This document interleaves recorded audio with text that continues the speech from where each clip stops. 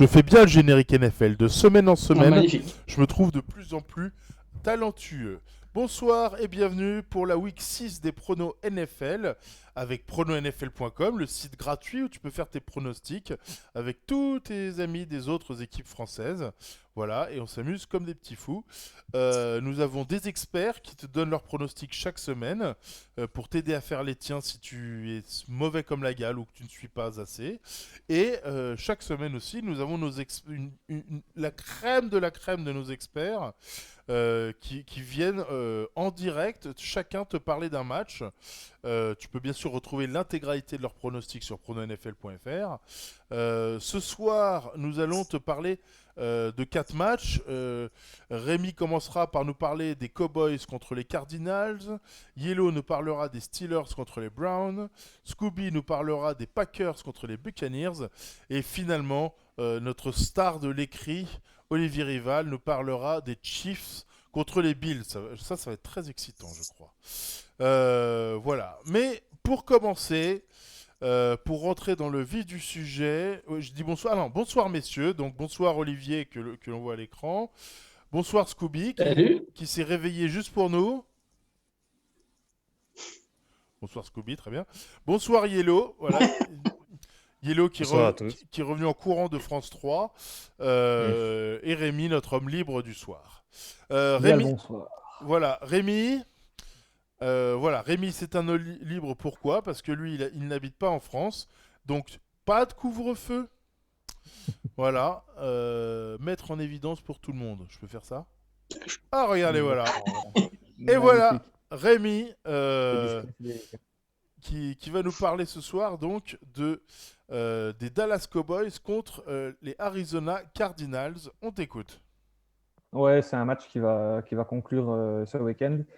C'est un match qui était pour moi assez intéressant avant la blessure de Prescott, parce qu'on a deux équipes qui sont très spectaculaires cette année, je trouve.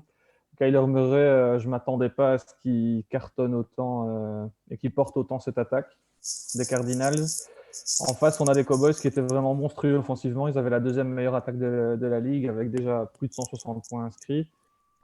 Il y a des menaces un petit peu partout, que ce soit au sol avec Elliott ou par les airs avec Cooper ou CeeDee Lamb.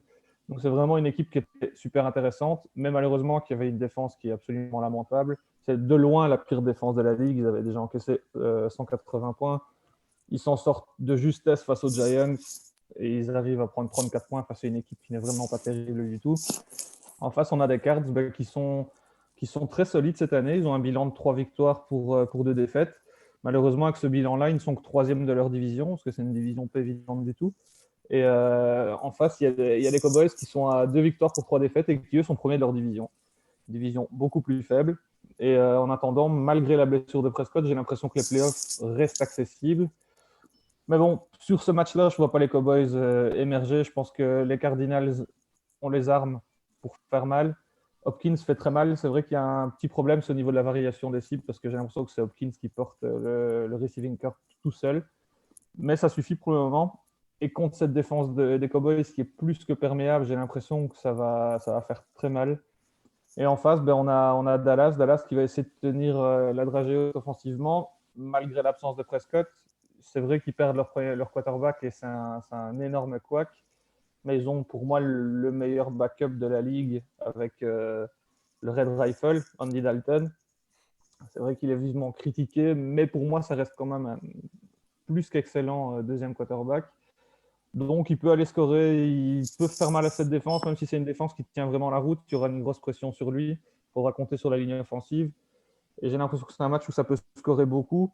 C'est peut-être un match où Dalton pourra prendre la confiance parce qu'il peut aller chercher quelques touchdowns. Et il faut que le jeu au sol s'installe aussi, parce que c'est vrai que sans ça, ça va être compliqué. Si c'est une défense une attaque qui ne fait que passer, ça n'ira pas pour lui. Il a besoin que ce soit bidimensionnel. Et j'ai l'impression surtout que malheureusement la défense de Dallas ne tiendra pas le coup. Je ne les vois même pas spécialement stopper quoi que ce soit. Donc je pense que c'est encore un match où ça va beaucoup scorer. Plus de 30 points du côté d'Arizona et à mon avis plus de 20 points du côté de Dallas. Mais je pense qu'Arizona est beaucoup trop fort pour Dallas, surtout après le coup dur, l'absence de Prescott. Je ne vois pas ce qui pourrait arriver aux Cardinals sur ce match-là, qui doivent absolument gagner s'ils espèrent accrocher un playoff spot, parce que dans cette division-là, ça va être compliqué d'aller chercher la gagne avec les Seahawks qui me semblent imbattables cette année. Donc voilà, gros avantage aux Cardinals. À suivre les Cowboys, j'ai l'impression que Dalton peut peut-être faire quelque chose offensivement, mais défensivement, je ne vois pas ce qui pourrait changer la donne pour l'équipe du Texas. Donc, vu de Belgique, le scoop, c'est qu'une équipe de la NFC Est va perdre. Voilà, exactement. Mais malgré tout, elle va peut-être gagner la tête de sa division. Ouais, d'accord. Non, mais écoute, Attends. Hop là, voilà. Merci beaucoup, Rémi. Mais de rien, bonne soirée à vous. Hein. Ouais, bah, tu peux rester avec nous. Hein, Ça va, on je s'est reste avec vous alors. on s'est moqué Si je suis le bienvenu, je reste. on s'est moqué de toi, tu peux aussi te moquer des autres, il n'y a pas de raison. Ça Hein. va. Voilà, il nous arrive en direct de France Bleu Poitou Nord. Voilà, il fait juste des piges sur France Bleu Poitou Sud, mais il est surtout sur France Bleu Poitou Nord. C'est Yellow, notre ami média international. Yellow, Tout à fait. il va nous parler ce soir avec son micro high-tech moderne des Steelers contre les Browns. Tout à fait.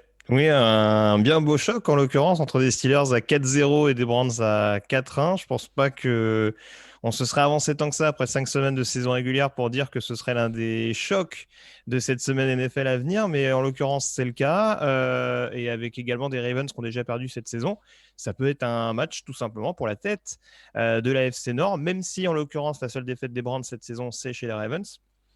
Donc, il y a un petit chassé-croisé éventuellement. Mais en tout cas, c'est une affiche très intrigante entre deux équipes qui sont sur une très bonne série, parce qu'en l'occurrence, Cleveland avait perdu à Baltimore en ouverture de la saison. Depuis 4 victoires consécutives, alors il n'y a pas que des foudres de guerre au calendrier, mais en attendant, ils ont quand même été tapés Cincinnati, Washington, puis Dallas à l'extérieur, et la semaine dernière, Indianapolis. En face des Steelers, qui ont le mérite de gagner depuis le début de la saison. C'est pas toujours hyper glamour. Une victoire un peu ric-rac en première semaine chez les Giants. Pareil la semaine suivante contre une équipe de Denver qui était déjà décimée. Ils ont été longtemps menés contre Houston avant de s'imposer à domicile. Et la semaine dernière, malgré un Chase Claypool des grands jours, leur rookie de Notre-Dame, ils ont été pas mal bousculés, mine de rien, par des Eagles, eux aussi avec une infirmerie pleine.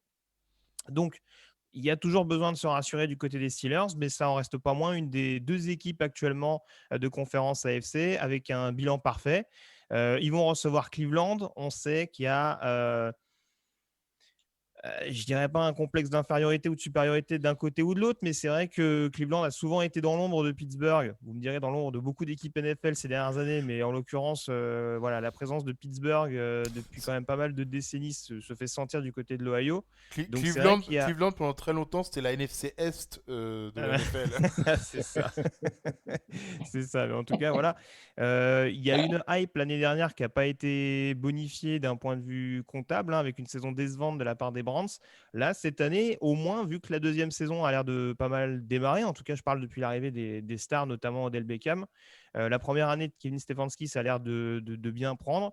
Donc, il y a quand même dans la possibilité éventuellement de marquer le coup de manière significative, de montrer vraiment que Cleveland a franchi un palier significatif en allant s'imposer à Pittsburgh. Ce serait tout sauf anodin pour passer devant les Steelers et éventuellement se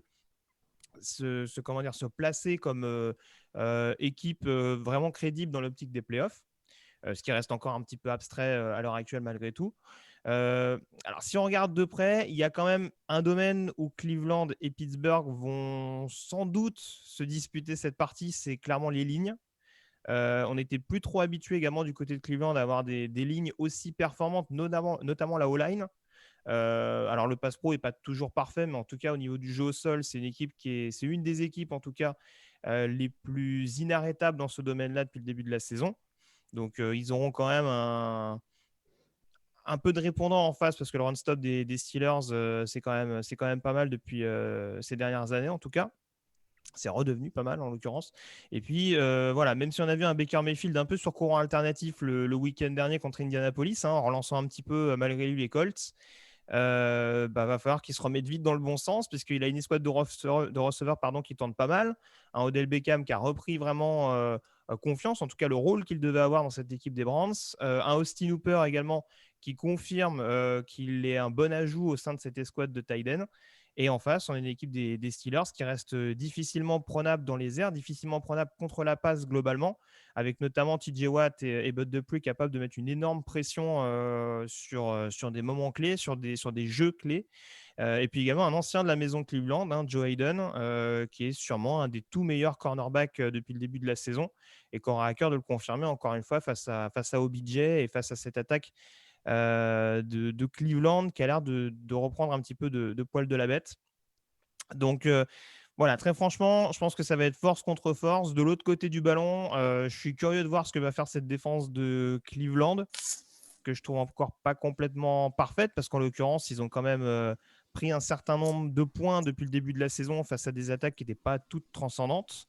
Donc c'est sûr que face à cette équipe de Pittsburgh, et comme je le disais, l'explosion véritablement de Chase Claypool pour accompagner Juju Smith-Schuster, Deontay Johnson et toutes ces cibles-là, j'ai un peu peur que sur le long terme, ce soit un peu difficile à contrer pour la défense des Browns, même si on a vu qu'ils étaient capables de quelques actions. Je pense au pick six notamment de Ronnie Harrison contre Indianapolis. Donc voilà, je pense que c'est une défense qui grandit petit à petit, mais qui va quand même un petit peu souffrir. J'ai un peu peur également que Baker Mayfield retombe dans ses travers au pire des moments face à cette défense extrêmement opportuniste. Donc j'irai en l'occurrence sur Pittsburgh. Ça reste un match de division et encore une fois une affiche avec 2 équipes à 4 victoires. Donc ça ne se jouera pas. Je serais étonné que ça se joue à plus d'un touchdown d'écart pour être franc. Mais je vois bien Pittsburgh s'imposer sur cette rencontre. Eh bien écoute, merci beaucoup Yellow. Voilà. Il nous vient de Lyon. Voilà, il représente, c'est la jeunesse en fait, c'est-à-dire que c'est lui le futur. Euh, Et en plus. je sais pas si c'est très rassurant, mais c'est ça qu'on a. Voilà. Donc voilà. Il s'appelle Scooby. Voilà. Ah oui, c'est ça que je voulais dire. Excusez-moi, Yellow, il est encore là. Yellow, ça reste quand même, c'est le leader des experts et le numéro 2 de tout le site des pronos NFL quand même. Hein. Ouais, je m'accroche alors que les dernières semaines ne sont pas fameuses. Ouais, j'ai réussi à lui gratter un point la semaine dernière. Il faut y aller lentement avec Yellow. Faut pas être violent. Faut pas essayer de faire 4 matchs différents avec lui. 1 ou 2, tu vois. Et après, il faut juste que ça tombe. Je crois que je suis le leader vers le bas, c'est ça? Non, il y a le stagiaire qui est là pour vraiment faire la cale du fond. Mais c'est vrai que toi, tu prends une vue d'ensemble de loin, quoi, de là-bas. Tu sais, Voilà, c'est ça. donc voilà. Donc, en direct de Lyon, bon, il verra le commentaire que j'ai mis sur lui plus tard. Il va nous parler des Green Bay Packers contre les Tampa Bay Buccaneers. C'est Scooby. Oui, je vais parler d'un match qui intéresse beaucoup de monde maintenant, alors qu'à une époque, je pense pas que ça aurait été le match de l'année. Mais maintenant que Tom Brady est venu au sein de Tampa Bay, on a enfin un nouveau choc, Tom Brady contre Aaron Rodgers. Ils se sont affrontés 2 fois auparavant seulement, malgré toutes les années qu'ils ont joué les deux. Une fois, Green Bay s'est imposé 21-26 en 2014, pardon. Et en 2018, les Patriots ont gagné 31-17. Donc c'est un match assez intéressant. On a 2 équipes qui se battent pour gagner leur division. On a une offense du côté de Green Bay qui n'a pas joué la semaine dernière, mais en 4 matchs, ils ont marqué plus de 30 points et ils ont eu 0 turnover. On a Aaron Rodgers qui est flamboyant, qui retrouve un peu. On l'avait vu un peu diminuer en fin de saison l'année dernière. Là, on retrouve un top niveau. Ça joue, ça court, avec Aaron Jones notamment, avec quand même une bonne défense du côté de Green Bay. De l'autre côté, on a Tampa Bay où c'est un peu plus. Ça reste quand même plutôt bon. On a vu qu'il y a 2 semaines, Tom Brady a lancé pour 5 TD. Mais la semaine dernière, si je ne me trompe pas, et que quelqu'un me corrige si je me trompe, ils ont joué les Carolina et ils ont perdu. Et voilà quoi. C'est pas. On attendait beaucoup de la part de Tampa Bay avec Tom Brady, mais il y a eu quelques, on va dire, mauvaises surprises. On a vu Chris Goodwin qui a été blessé pendant un petit moment, qui là a repris la pratique, mais ce n'est pas encore sûr qu'il joue. On a quand même un très bon run stop de côté Tampa Bay. Pour moi, ça va être un des enjeux parce que enfin, Green Bay a une bonne attaque au sol avec Aaron Jones. Et le problème, c'est qu'ils vont affronter une des meilleures, voire la meilleure défense au sol avec Tampa Bay. D'un autre côté, on a quand même une bonne défense du côté de Green Bay qui est quatrième en termes de yards concédés avec, il faut prendre ça en compte, un match en moins, et 19e en attaque avec aussi un match en moins. Moi, je pense que ça va être quand même un match, malgré en parlant des défenses, c'est quand même pour moi être un facteur important parce que les deux attaques vont réussir à performer. Et ça va être quelle défense va faire le meilleur jeu au bon moment. Et moi, je pense, j'ai donné la victoire à Green Bay parce que je pense que c'est une équipe qui est meilleure, qui est plus polyvalente, qui est meilleure en attaque, qui a légèrement une meilleure défense. Et je pense que Green Bay va réussir à s'imposer, mais ça va être, je pense, être un très beau match où les deux quarterbacks vont réussir à jouer. Mais écoute, merci beaucoup Scooby. Une petite remarque, quand tu es allongé comme ça, c'est pour les Je suis auditeurs. assis. Ouais, mais t'es penché en arrière. Ce qui fait que le scrutch qu'on entend, c'est le micro dans ta barbe naissante. Euh, donc, mais tu verras, Ma bad. tu verras à la vidéo. Tu verras un peu. Je suis sûr qu'on peut faire. Donc voilà. Donc Tom Brady va perdre 2 matchs d'affilée. Ils vont tous dire ah ça fait longtemps. Depuis 1902, il n'a pas perdu 2 matchs d'affilée. Donc voilà, vous êtes prévenus. Bon, la dernière fois, enfin, moi, si t'es assez content pour ça, la dernière fois qu'il a fait 0-2,